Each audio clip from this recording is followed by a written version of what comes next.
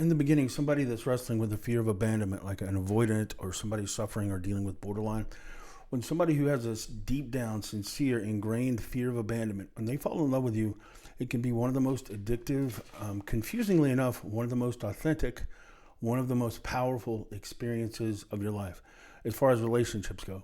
It's going to be something that just, if you've had limerence, if you've fallen in love in the past, this will usually just kind of overwrite that. This will be more powerful. It's words like mesmerizing, words like euphoric. No, normally somebody that's got a fear of abandonment, when they're falling in love with you, their fear of losing you, as confusing as that sounds, is driving this excitement.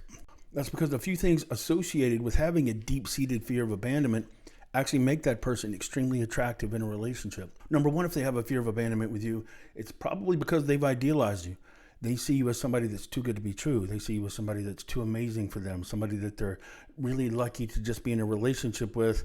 But the fear of abandonment is telling them, even though we're together now, this person is probably not going to choose me long term. It's only a matter of time before the person I'm with, as lucky as I am to be with them, it's only a matter of time before they find out what I already know about myself. And that's that I'm too broken for them to choose long term. So while they're falling in love with you, they really make you feel seen. They make you feel admired. Now, especially men will consistently report the thing that makes them feel the most loved in a relationship is feeling admired, feeling respected, and feeling sexually wanted. Well, if a woman's got a fear of abandonment with you, then as a man, she's feeling those things. She feels admiration. She can't believe that she's lucky enough to have caught your eye. She can't believe that you're actually as interested in her as you seem.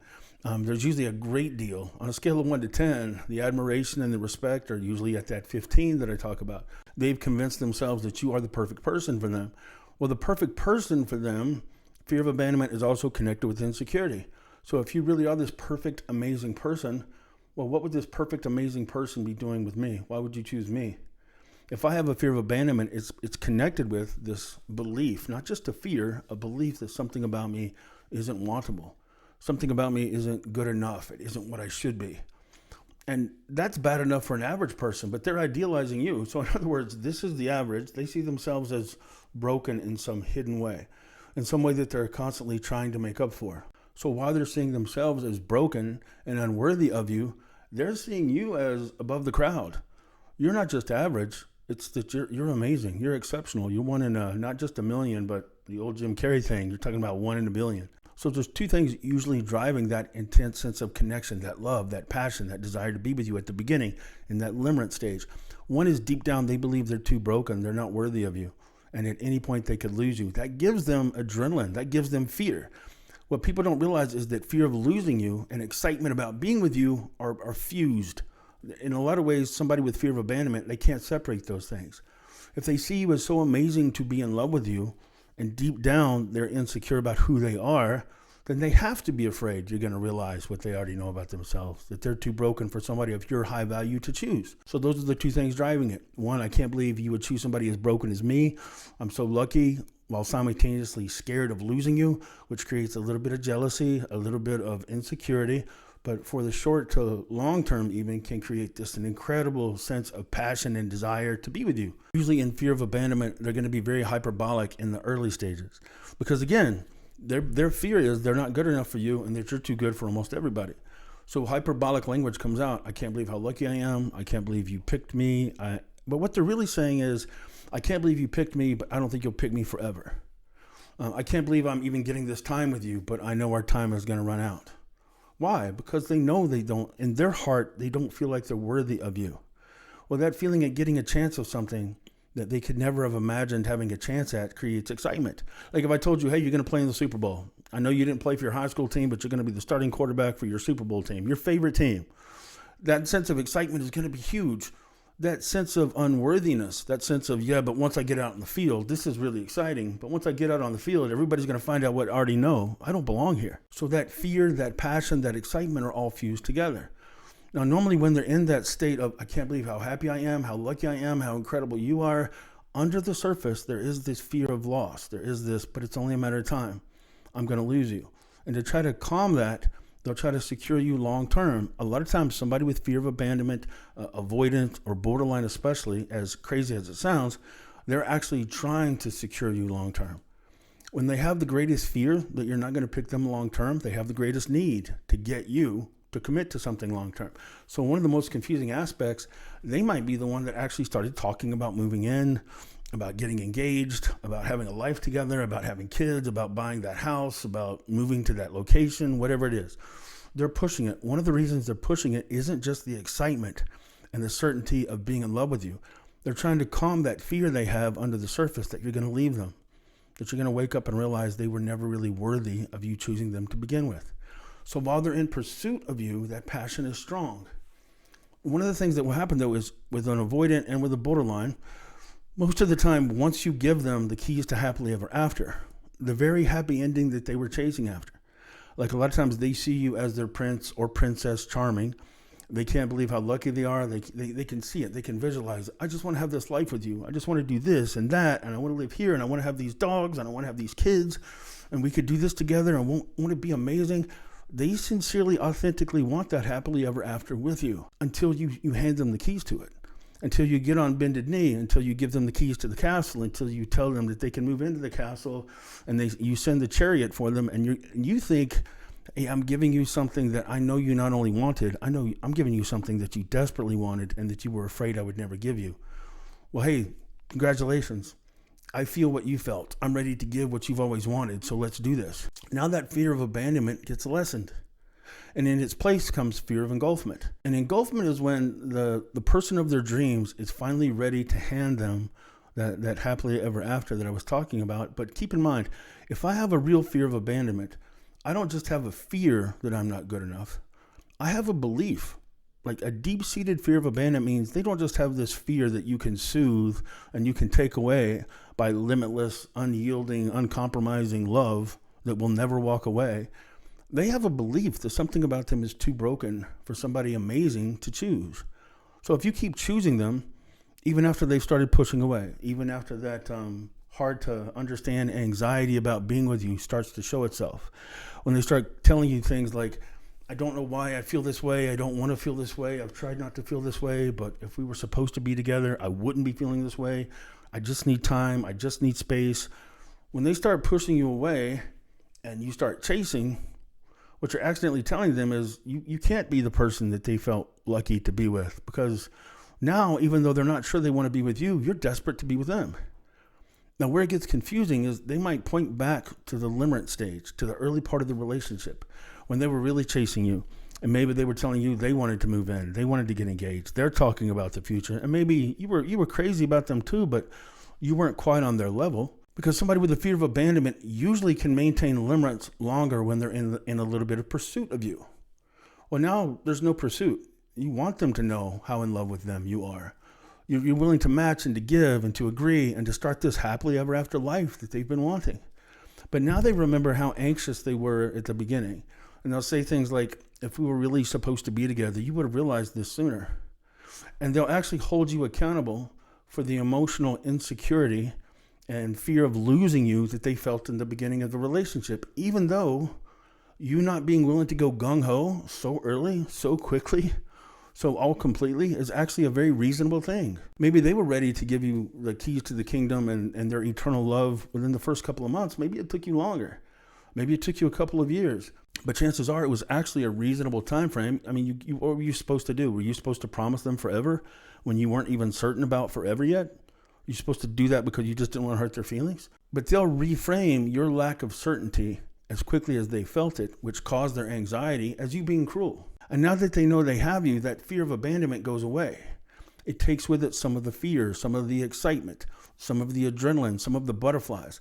The sad thing about fear of abandonment and borderline or avoidant is that the butterflies that they associate with being in love with the love of their life in large part comes from the belief that they're going to lose that person. Fear and adrenaline-based butterflies are connected.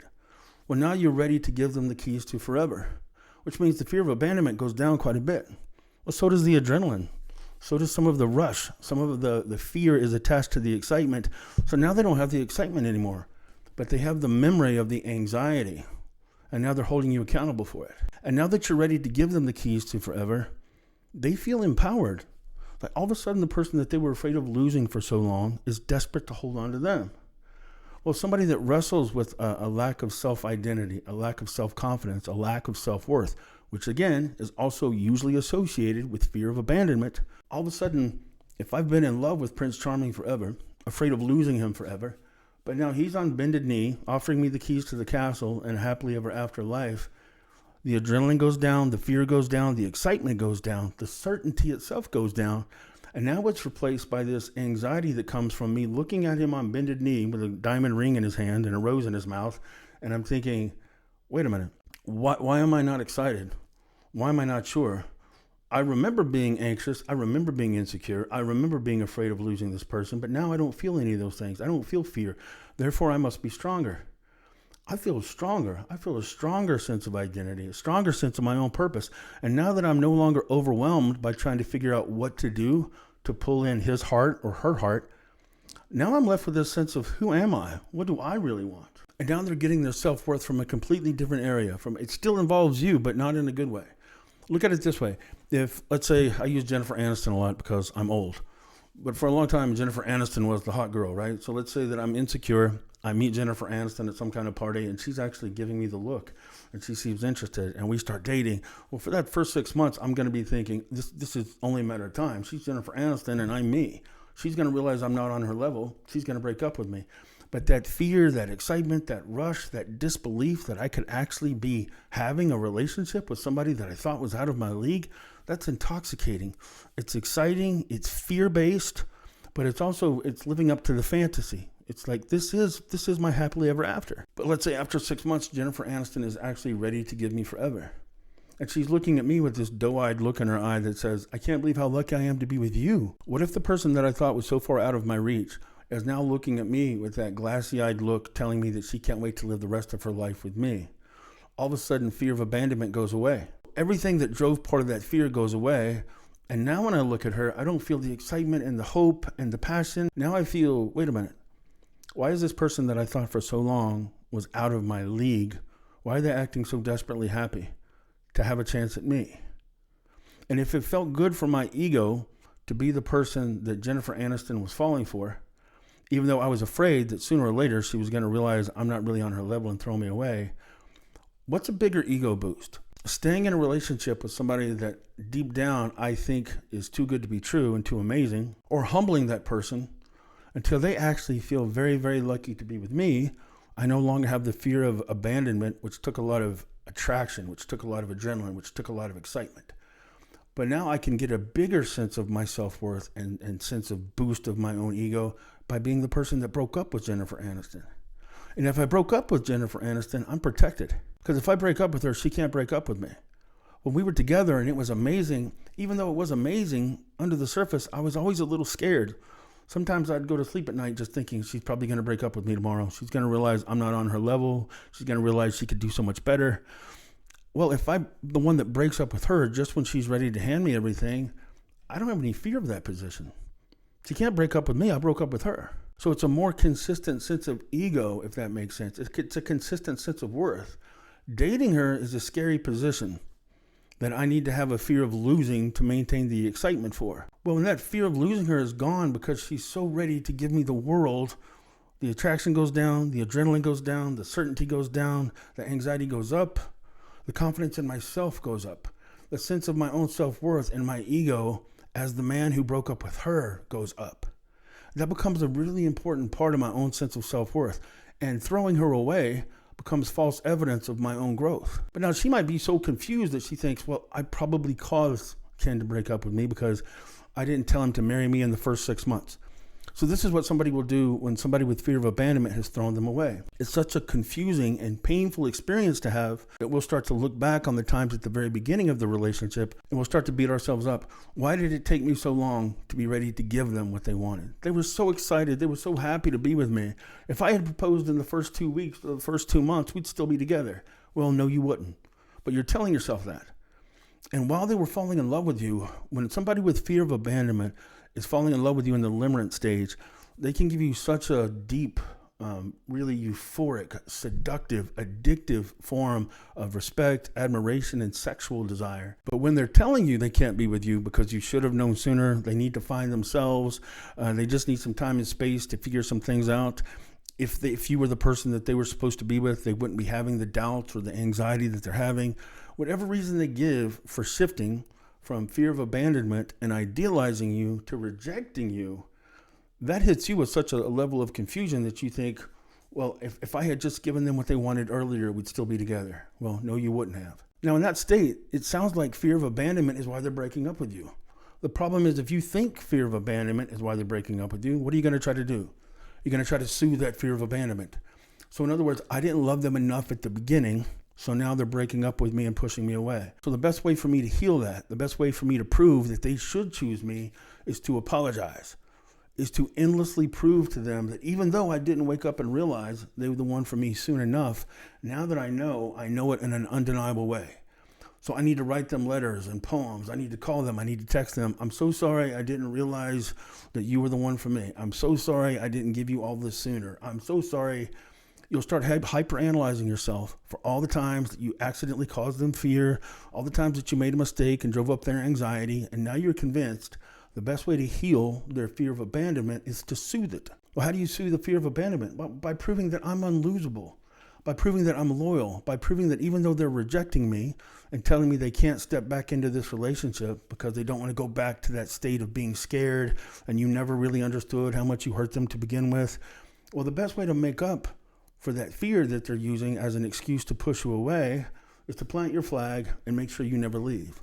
Well, just let me know if you ever change your mind. I'm here. I'm so sorry I didn't give you everything that you asked for. Your mind starts searching for every way that you can think of to communicate, articulate, and to prove to them that even though you didn't choose them as soon as they wanted you to, now that you have fallen in love to that level, now that you are ready to choose them, that you'll never change your mind, that you'll never doubt your love for them again. In other words, you're going to try to make up for that fear of abandonment that they felt at the beginning by proving that no matter what, you'll always be here for them forever and eternity. Amen. By doing that, you're reinforcing that already inflated false sense of ego, that false sense of worth.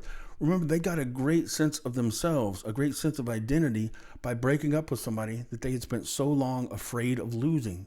The more you chase, the more you plead, the more you give vows of eternal loyalty that you're never going anywhere, the more you're accidentally reinforcing that moment of growth and evolution that they got from breaking up with you. The best way to reattract somebody like this is to draw a reasonable line and say something like, listen, I'm sorry it took me as long to get to the point that you were at, but I wasn't going to fake it. I wasn't going to just dive in because I was afraid of hurting somebody's feelings and accidentally sabotage something that I thought could be incredible. So yeah, it took me longer to get to where I am, but I meant it. And now I'm here. And now you're not sure that you want me, and you're holding me accountable for all the anxiety you felt until I got to this point. I can't take that. I'm not taking responsibility for that. Now look, if you abused them and cheated on them and manipulated them, this video does not apply to you. But if you were just honest and sincere and drew reasonable lines, and it took you to a reasonable point of time to be willing and able to sincerely offer them forever, stop apologizing for that. The more you apologize, the more you're sabotaging it. Once they know they have you, that fear of abandonment goes away and it's replaced by fear of engulfment. Everything I've been talking about is what fear of engulfment is. Now that they know that they have you, now there's a sense of expectation, of responsibility. That fear of losing you has been eased, but it took with it a lot of the adrenaline, a lot of the butterflies. And now you're looking at them with this happy, dopey look in your face like, we get to start our forever today. And they're thinking, it's weird, but I don't feel the excitement that I thought I was going to feel. I don't feel this passion. I don't feel this, yay. I feel this, what the hell's wrong with me? Why are they now looking at me, offering me everything I ever wanted, and all I can think of is, I need to get away from this? Because that fear took with it some of the excitement, some of the certainty. Fear of abandonment means it's not a fear, it's a belief. The love of their life is going to be somebody out of their league. You're no longer acting out of their league, which means they must have been wrong about you, which means maybe they were wrong about themselves, which means maybe they get a greater sense of ego and self-worth by rejecting and walking away from you, especially considering they were so in love with you for so long. That proves their growth, right? That proves that they've evolved. That proves that they're on a next stage. And when they break up with you, it can be a confusingly very enthusiastic time in their life. They're not just happy from the breakup, they're excited about the next stage now that they've been free of you. Now, all of it's not true. Fear of abandonment, this is part of the cycle. But fear of engulfment doesn't get talked about as much. So when you go from being idealized and pursued and wanted and loved on such a deep level to being discarded, it's going to create enough trauma that your brain is going to start hyper-analyzing everything that you did wrong. We instinctively want things to make sense. So if somebody could love me greater than anybody's loved me before, and now just when I'm ready to give them the keys to forever, they don't want me anymore, I must have caused that. Because people don't understand how in love with me this person was. So for them to go from that level of love, which I've really never felt loved like that before. I've never really felt seen like that before. I've never felt cherished like that before. And the intimacy, the sex, the connection was off the chart. So if they're pushing away from me and they're sincerely not sure they want to be with me, I must have done something. And it makes sense. It makes sense that I didn't validate them soon enough. So you really start punishing yourself in an effort to make up for that. And simultaneously, as an effort to make up for that and to prove to them that now that it's taken you this long to be sure, you're at least absolutely sure.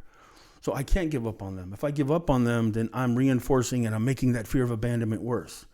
No, you're not. That fear of engulfment is what's pushing them away.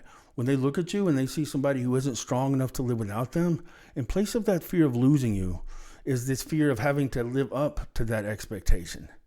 I'm confused because the person I've been chasing forever is finally ready to give me forever, and I don't want them anymore. But that fear of losing them is replaced by this uncomfortable, unattractive awkwardness because they're looking at me like, I can't wait to wake up with you tomorrow morning. And I'm not even sure how I feel about going to bed with you tonight. So I need to push you away. So stop trying to prove to them you're so sorry for not giving them what they wanted sooner by promising to give it to them forever. Stop making eternal vows. Prove to them that you are the person that they thought was too good to be true by at least being strong enough to live without them. Understand what you're going through is probably a trauma bond. Like if your pain is greater than your understanding of the pain, then it creates a fixation. There's a part of the brain known as the anterior cingulate cortex. One of the things it does is help you regulate topic change. It helps you process emotional pain. Well, when you go from being loved like this to rejected like this, when you go from feeling seen and valued and understood and adored, almost worshipped, to being thrown away, it's going to create a level of fixation and agony in you that might feel overwhelming. I call it dark limerence. Some people call it rejection sensitive dysphoria. It's when you're trying to make sense of this level of emotional agony that doesn't make any sense. So the only logical thing you can come up with is, I must have done it. I must have caused it. I didn't mean to. I just need to prove to them how much I didn't mean to, or how sorry I am, or how much I wish I could take everything back. So the more you're flooding them with that affection and pursuit, the more they're looking at you like, this can't possibly be the person that I at one time thought I was so lucky to be with. This person can't even breathe without me. This person can't imagine their life without me. They're crying and sending me letters and sending me cars and rings and whatever it is. So how wrong was I to think this was the person that was out of my league? Now, I still know I'm broken, but I feel a lot less broken knowing that I'm the person who gained enough self-worth to throw away somebody that for a long time I thought was out of my league. So as illogical as it sounds, you can absolutely be sabotaging yourself over and over again because you've heard the term fear of abandonment, and now you're the heroic, determined person to heal that person. And that's the last aspect of it. Normally somebody with fear of abandonment has real emotional trauma in their past. And if you know about that trauma in their past, you want to be the hero. Even as they're throwing you away, you want to prove to them that you love them the way they always wanted to be loved, that you're willing to give them the life that they always deserved. So even as they're putting you on the trash heap, you're telling yourself, well, this is because of the pain they went through in the past. I can heal the pain they went through in the past with their parents or with that other person that they dated or were married to.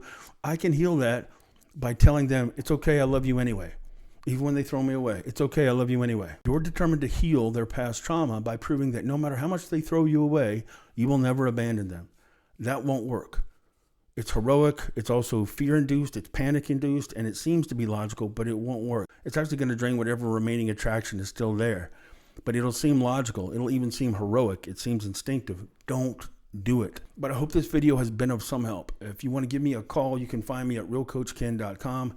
Details matter. I don't give out just kind of boilerplate information. So it'll be specific to your situation, your details, and your relationship. And if this has been any help, please give me a like, share, a hype, or a subscribe. I'm not sure about the hype, but I've been told it's important. So thanks a lot, and I'll be back again soon.